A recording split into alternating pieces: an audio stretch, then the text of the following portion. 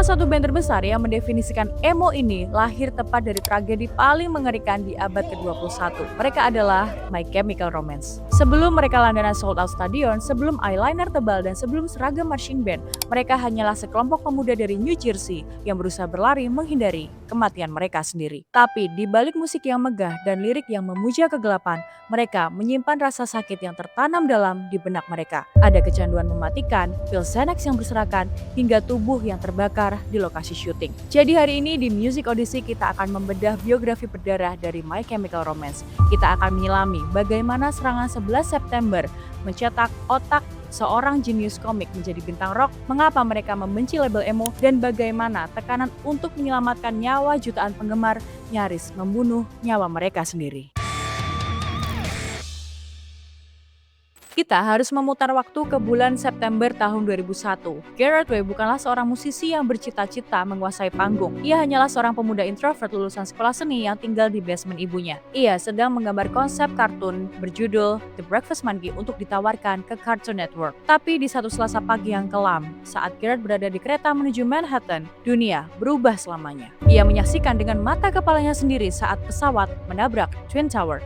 Ia melihat orang-orang melompat, ia merasakan getaran bangunan yang runtuh seolah-olah bom atom baru saja dijatuhkan. Gelombang syok dan trauma massal itu menghantamnya. Ia tersadar, menggambar kartun di ruang bawah tanah saja tidak lagi cukup. Jadi, di minggu yang sama, dengan sisa trauma yang masih membakar dadanya, Gerard menulis lagu Skylines dan Turnstile. Lagu itu adalah respons atas 9/11. Ia memanggil teman lamanya Matt Palliser dan Ray Toro. Ia bahkan memaksa adiknya Mickey Way untuk belajar bermain bass. Dan dari rak buku di toko Barnes & Noble tempat Mickey bekerja, ia menemukan buku karya Irvine Welsh berjudul Ecstasy, Three Tales of Chemical Romance. Begitulah My Chemical Romance lahir. Bukan dari ambisi buat terkenal, tapi dari kebutuhan mendesak untuk merasakan bahwa mereka masih hidup. Mesin itu langsung melaju kencang menuju album kedua mereka, Three Cheers for Sweet Revenge. Di era di mana acara Jackass, Tony Hawk Pro Skater, dan budaya popang merajai pusat perbelanjaan, MCR datang membawa paket lengkap. Vokalis karismatik, estetika gotik berbalut dasi merah, dan video musik yang melampaui zamannya. Tapi ada satu kesalahpahaman yang selalu membuat Gerard muak, yaitu label emo di dalam musik mereka. Media dan publik melabeli mereka sebagai emo atau ikon musik depresi yang memuja kesedihan. Puncaknya terjadi pada tahun 2008 ketika media Inggris The Daily Mail menerbitkan sebuah artikel provokatif yang menuduh My Chemical Romance sebagai kultus yang bertanggung jawab atas seorang gadis remaja. Publikasi murahan ini memicu kemarahan besar hingga ratusan penggemar MCR menggelar aksi protes turun ke jalan di London membela band yang justru telah menyelamatkan hidup mereka. Jadi jika kamu membedah DNA musik mereka, MCR itu bukan tentang meratapi nasib kok. Saat band-band emo lainnya menyuruhmu untuk tetap tenggelam dalam tangisan, pesan MCR adalah tentang perlawanan. Ambil contoh lagu Helena. Lagu itu jadi surat perpisahan yang sangat emosional dan penuh amarah ciptaan Gerard dan Mickey untuk nenek mereka, Elena, yang baru saja meninggal dunia. Atau video I'm Not Okay, I Promise yang disutradarai oleh Mark Webb yang dikemas ala film komedi SMA John Hughes yang mewakili para murid buangan. Lirik mereka itu jadi tempat buat berlindung. Namun ironisnya, saat mereka sedang sibuk menyelamatkan nyawa para pendengarnya, kehidupan internal band ini justru sedang meluncur bebas ke dalam jurang alkohol, kokain, dan rasa sakit. Tibalah saatnya menciptakan album ketiga. Ekspektasinya begitu menghancurkan. MCR memutuskan untuk menyewa The Paramore Mansion di Los Angeles, sebuah rumah yang diyakini berhantu untuk merekam apa yang kelak menjadi magnum opus mereka, The Black Parade. Konsep album ini bergaya Queen dan Pink Floyd yang menceritakan soal perjalanan spiritual seorang pasien kanker menuju kematiannya. Tapi proses penciptaan masterpiece ini nyaris menghancurkan mereka secara fisik dan mental. Rumah berhantu itu memicu teror bagi Gerard yang merasa seolah-olah ada tangan tak kasat mata yang mencekik lehernya saat ia sedang tertidur. Gerard menjadi sangat terobsesi dengan narasi kematian, hingga berhari-hari ia mengurung diri menonton film Passion of the Christ tanpa suara hanya untuk mendapatkan mood yang paling suram. Sang adik, Mickey, menderita krisis mental parah akibat alkohol hingga harus meninggalkan band sementara waktu untuk menjalani terapi. Jadi, pembuatan The Black Parade ini dipenuhi dengan darah dan keringat. MCR tidak lagi bermain musik. Mereka sedang melakukan teater Pengorbanan ini terekam jelas saat syuting video musik Famous Last Word. Frank Iero menerjang Gerard hingga ligamen pergelangan kaki Gerard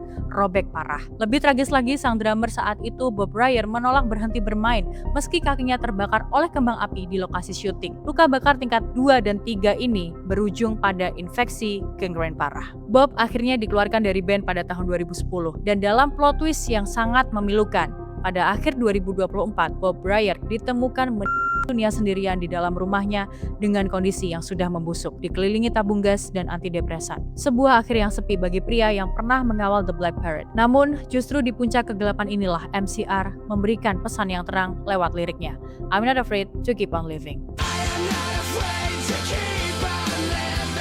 Setelah kelelahan yang ekstrim dari tur panjang mereka, Gerard sebenarnya sudah menyiapkan sebuah doomsday device atau tombol penghancur band yang siap ditekan kapan saja. Mereka mencoba keluar dari citra kematian dengan merilis Danger Days, sebuah album futuristik neon yang berkonsep fiksi ilmiah ala Mad Max. Tapi ada tekanan raksasa dari industri untuk terus mengomersialisasi mereka. Di era ini, fenomena film vampir Twilight sedang meledak. Produser Hollywood menyodorkan jutaan dolar agar MCR mau menulis lagu untuk soundtrack film tersebut. MCR menolak mentah-mentah. Mereka tidak ingin menjadi pion komersialisasi kultur pop dan membalasnya dengan menciptakan lagu Vampire Money atau sebuah tamparan keras bagi band-band yang rela membuang integritas demi uang vampir Hollywood. Jadi beban untuk terus menjadi mesin raksasa menggerogoti mental band ini. Mereka bahkan sempat memaksakan diri untuk merekam album kelima yang sangat kelam dengan judul The Pepper Kingdom, sebuah konsep tentang kelompok dukungan bagi orang tua yang kehilangan anak-anak mereka secara tragis. Di tengah proses ini, kewarasan Gerard runtuh. Ia kembali jatuh ke lubang alkoholisme. Ia dihadapkan pada satu realitas yang memukul batinnya. Ia tidak ingin putrinya,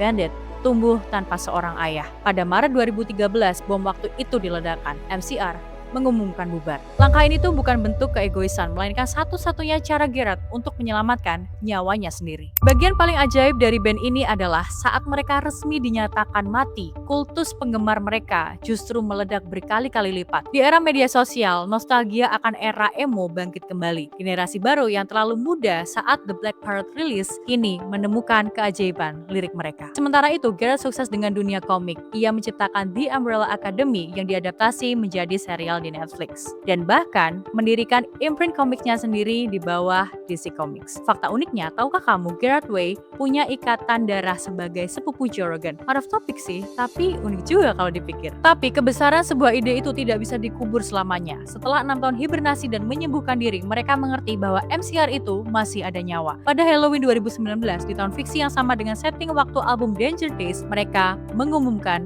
reuni. Tiket ludes seketika dan tur reuni itu memecahkan rekor pendapatan seluruh dunia. Jadi My Chemical Romance telah membuktikan bahwa mereka bukan sekedar tren musik sesaat atau band penunjang fase remaja yang emo itu. Mereka adalah sang pelopor. Berawal dari kepanikan melihat gedung kembar runtuh di Manhattan, melahirkan romansa kimiawi yang menyelamatkan generasi buangan, dan kini berdiri abadi sebagai raksasa di atas singgasana yang mereka bangun sendiri.